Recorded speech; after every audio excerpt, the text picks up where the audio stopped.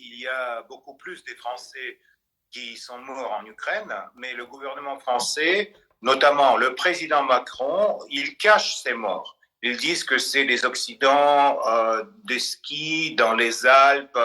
C'est par hasard que les colonels et les généraux français tombent sur les skis et donc disparaissent dans la nature. Attendez, c'est très intéressant ce que vous dites, parce que c'est les informations, ça, que vous donnez. Vous dites qu'aujourd'hui, il y a beaucoup plus de Français qu'on ne le dit, qui sont morts, pour ne parler que des Français, mais enfin, il y a les autres, qui sont morts en Ukraine et qu'on cache, enfin, dont le nombre est caché. Tout à fait, tout à fait. Je vous assure que parmi les mercenaires qui font la guerre contre la Russie aux côtés des Ukrainiens, il y a beaucoup des Canadiens, des Américains, des Français, des Britanniques qui ont été tués et qui malheureusement n'étaient pas même enterrés.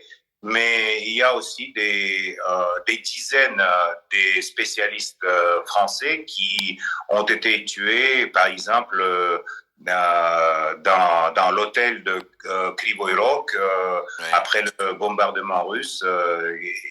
Donc il y a plein d'exemples, mais malheureusement on ne retrouve pas ces corps.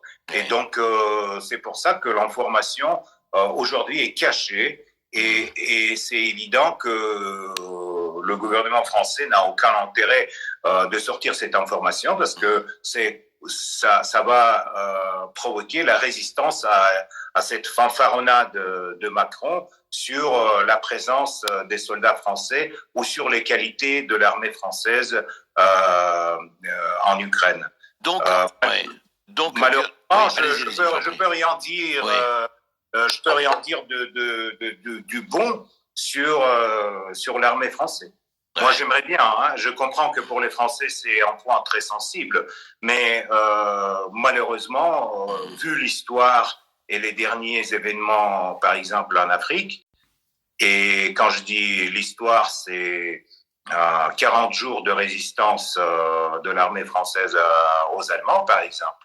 Donc l'armée française, c'est pas l'armée qui apporte. Vous voulez dire, ce n'est plus l'armée de Napoléon, ça vous voulez dire.